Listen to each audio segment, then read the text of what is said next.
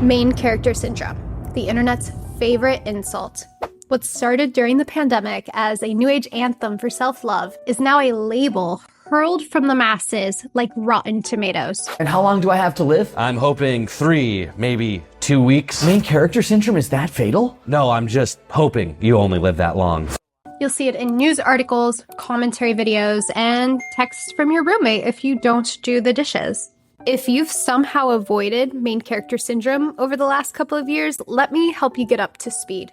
Although there is no formal definition, I do find Psych Central's interpretation rather succinct. Main character syndrome is a new colloquial term that's used to describe someone who sees themselves as the main character or the protagonist in the performance of life. People with main character syndrome tend to view their lives as a Hollywood movie in which they're the star. You would think being a protagonist would be the very antithesis of villainous, but in 2024, society has made it quite clear. Being a main character is bad. Main characters are selfish, attention-seeking, delusional, and do not care about others. Being a main character is even conflated with having a narcissistic personality disorder. It is so crazy to me that people will be mad at you for being the main character in your own story.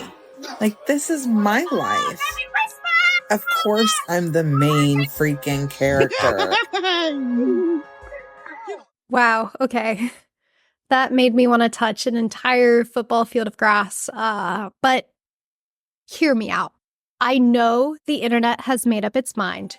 But before sentencing is carried out and these main characters are cast to the outskirts of society, I would like to seek a retrial.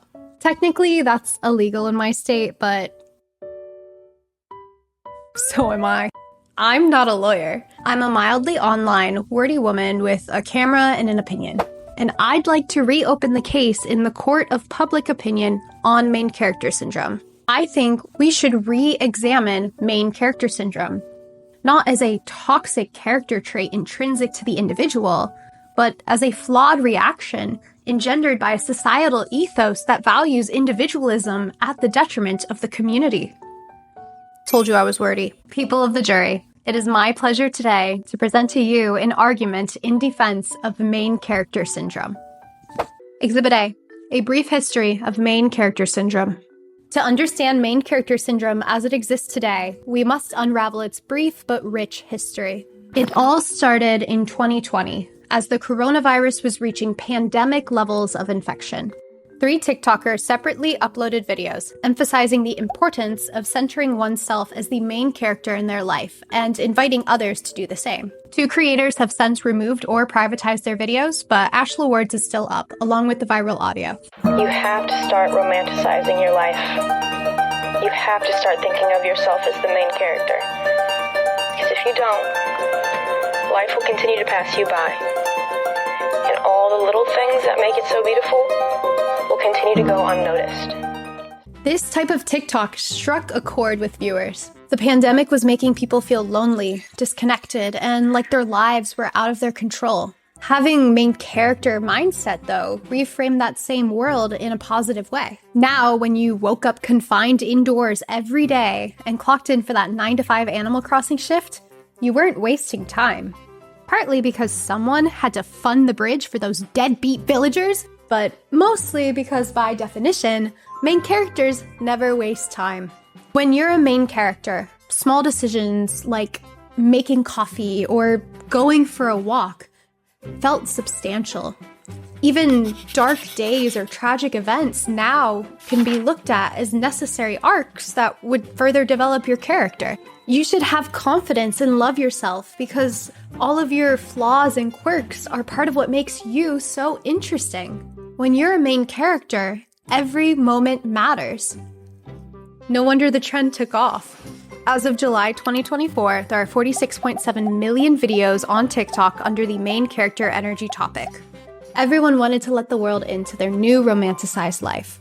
After all, movies are made to be watched. The rest of the internet became saturated as well, with articles and self-help moguls heralding the positive effects of putting yourself first. There's really only one reason why some people get rich and wealthy and famous and some people don't, and it's main character syndrome. People love you. People cannot get enough of you. Every time you walk into the room, people are like, who is she? Who is that girl? I need something from her. I want to be her. I want something from her. When someone interrupts you, you confidently finish your sentence because NPCs don't faze you. You're the main character. Number 9, We were confident.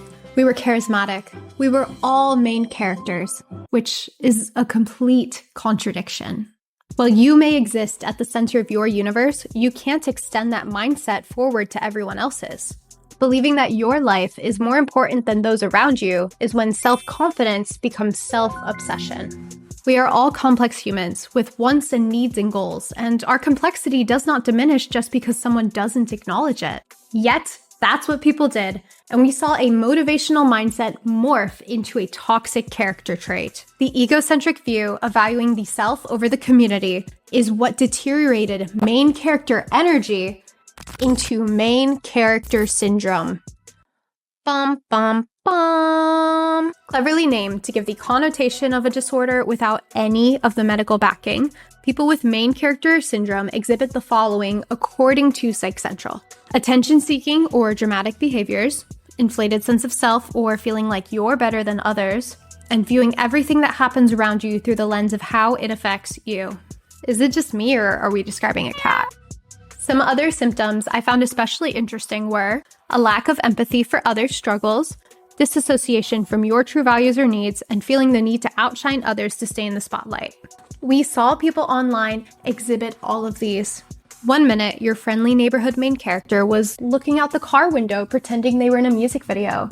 The next, they were doxing strangers for looking at them in public. You've probably seen this video of two girls appearing to make fun of a TikToker for taking pictures at a Houston Astros game. TikToker Jackie posts the video on the internet. It goes ridiculously viral. The internet does what it does best and dox the both.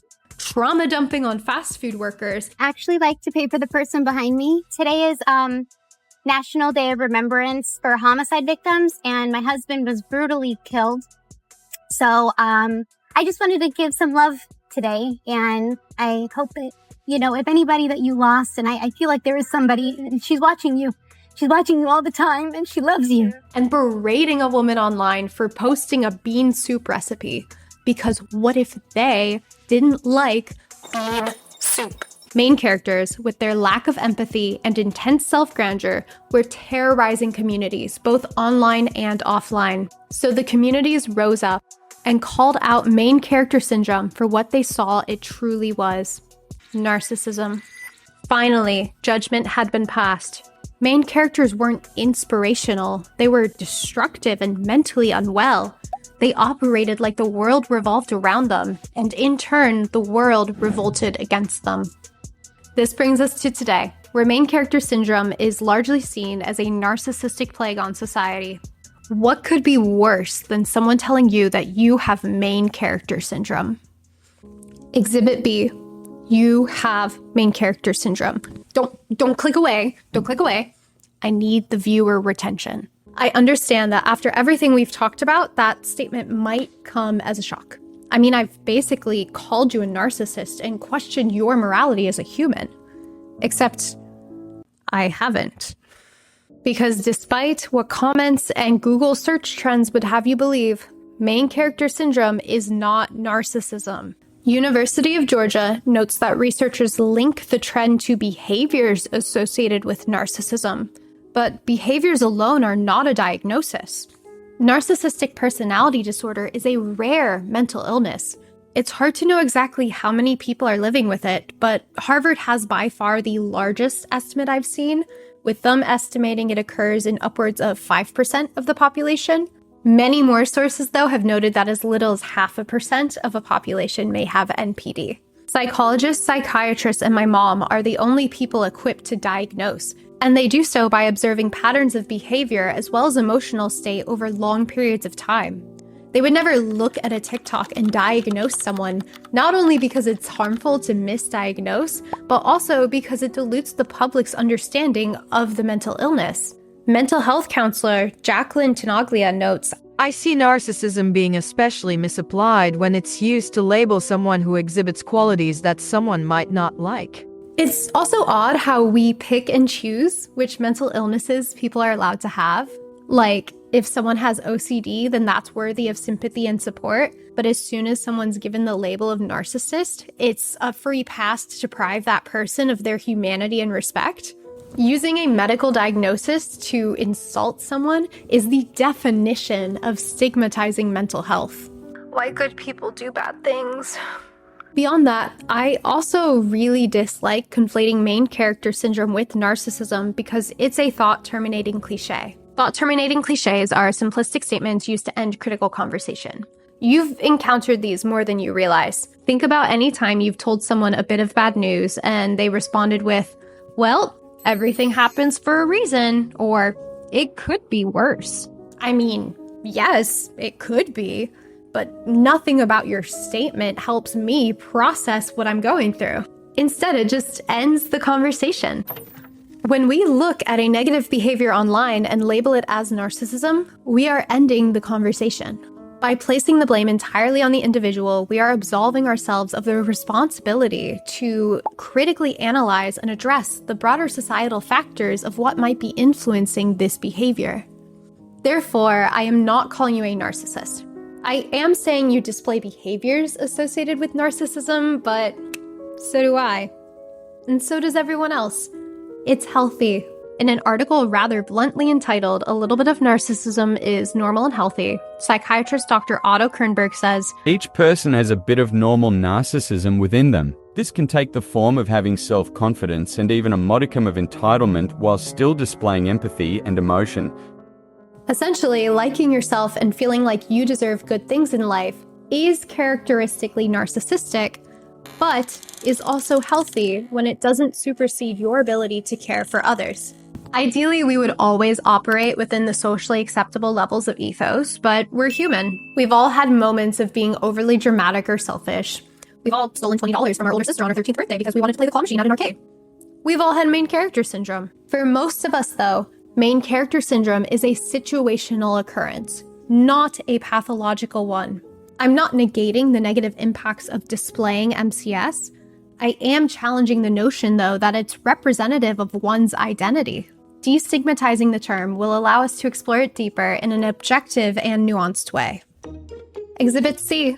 Life is a story. Let's start the exploration by talking about humanity's fascination with narrative identities. A narrative identity is a person's internalized and evolving life story, integrating the reconstructed past and imagined future to provide life with some degree of unity and purpose. In simpler terms, a narrative identity is the story of you. As natural storytellers, humans often reflect on themselves at a young age, becoming personal historians of their past, present, and future. Having a narrative identity helps inform our morals, decision-making, and detangles our complex lived experience. For example, I'm here making videos for you because I'm having a quarter-life crisis. But also, I'm a writer. I've written from a young age, and although life seems to pull me away from it, I somehow always drift back. This view of myself as a longtime writer is part of my narrative identity and helps shapes how I view my place in the world. Forming a narrative identity is also inherently social. The whole process of creating a story and editing and revising and so forth is a social process.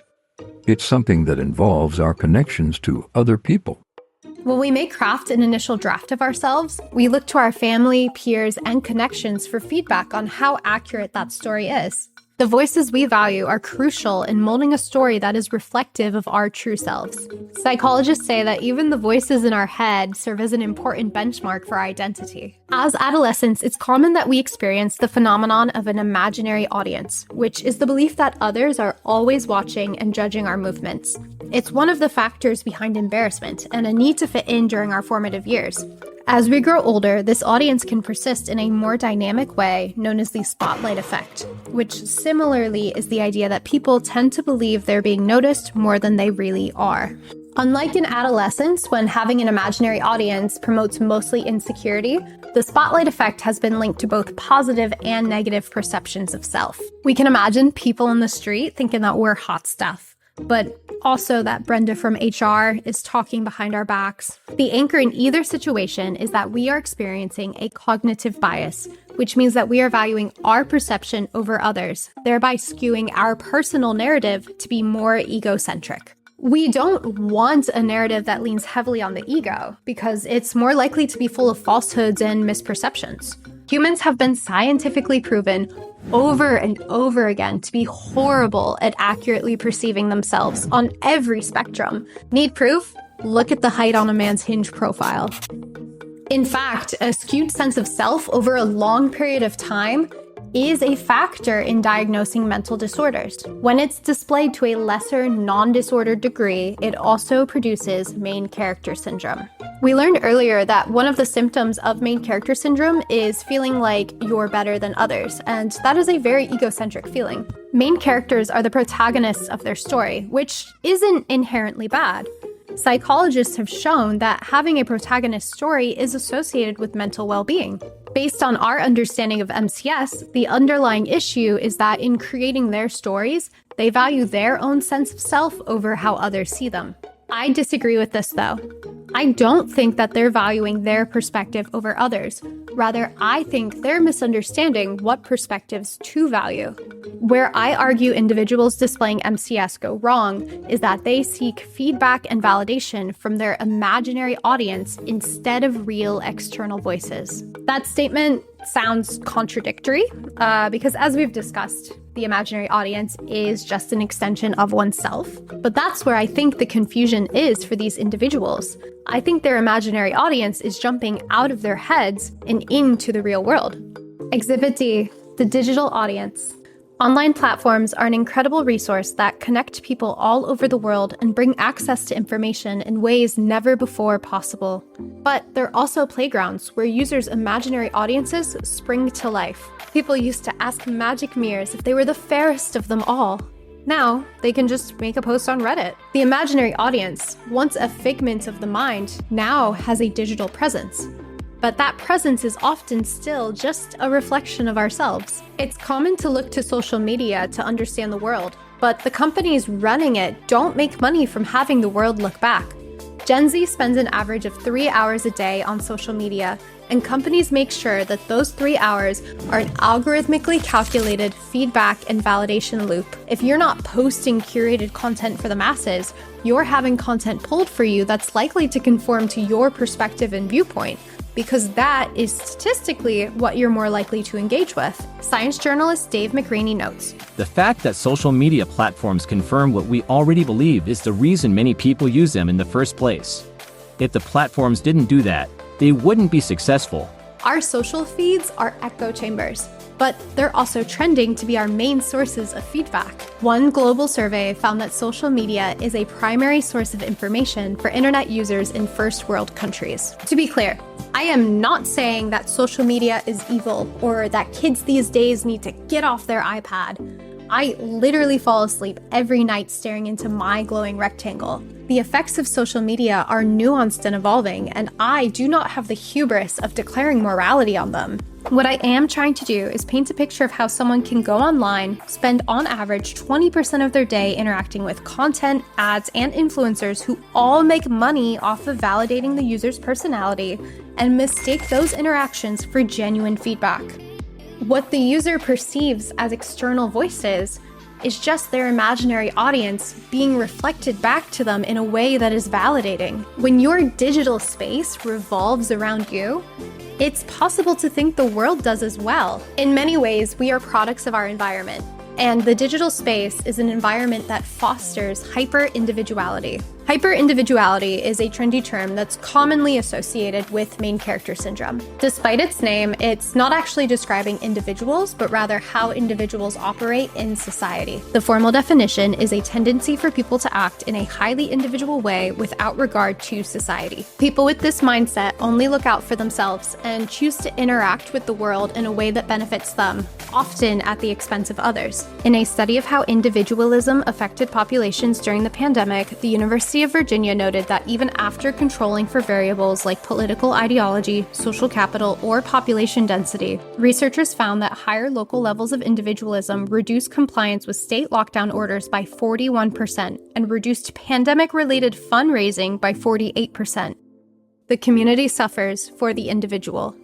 I'm not going to deep dive on hyper-individualism because I believe that many YouTubers have already made some great videos on it. I do bring up the concept though because I believe that its impact is the real reason why the internet and people are so frustrated with main character syndrome. The issue is not that we're living in a society full of narcissists, nor do we dislike that people romanticize their lives. Our frustration arises when individuals, knowingly or unknowingly, build their identities on self-serving internal validation, thereby weakening the collective community and contributing to the decline in empathy.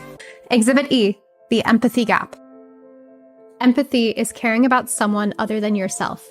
As long as humans have existed, empathy has been one of our greatest traits. It's not something that is unique to humankind, but it is second nature. It's the foundation of all healthy relationships, and it's the glue that allows us to see others and feel seen in return. It has been scientifically proven that when we have connections, we are happier, we are less lonely, and we're also just better neighbors to everyone else inhabiting this weird, funny little rock in space. Lately, though, it's felt like empathy has taken a backseat. Despite younger generations considering themselves to be the most understanding and activist-oriented groups in recent decades, studies, at least in the United States, have shown that empathy is declining. No one wants this. Everybody would want to consider themselves to be empathetic and compassionate. I mean, I think the response to main character syndrome is just very emblematic of our resistance to a self-centered society. People are angry that others would value algorithms over community. And that anger is completely justified. The empathy gap goes both ways, though. And responding to others with insults and alienation just widens it. Researchers believe that empathy can be taught. Empathy is cultivated through healthy social interactions, education, and the sharing of perspectives. Now, you don't have to like main characters, and it is not your responsibility to teach them how to be healthy, kind humans.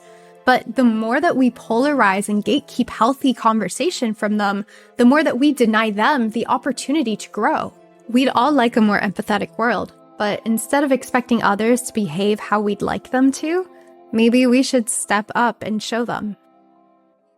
People of the jury, I have sat here today and argued my case for the re-examination of main character syndrome. What I've shown you is a series of think pieces, studies, and perspectives that rewrite the narrative from one of unmitigated selfishness and narcissism to a more nuanced understanding. For many, main character syndrome is not a fixed personality trait. It is a momentary response to a society that continues to reward individualism over community. I seek to defend main character syndrome not because it is good, but because I believe that fostering an empathetic viewpoint is the solution to ensuring that these moments do not define our era. Now the defense rests, and I hand this argument over to you. What do you think about main character syndrome? Leave a comment below. If you like this video, please consider giving it a thumbs up and subscribing for more. Have an idea you want me to defend or dissect? Leave that in the comments below as well. Thanks for watching.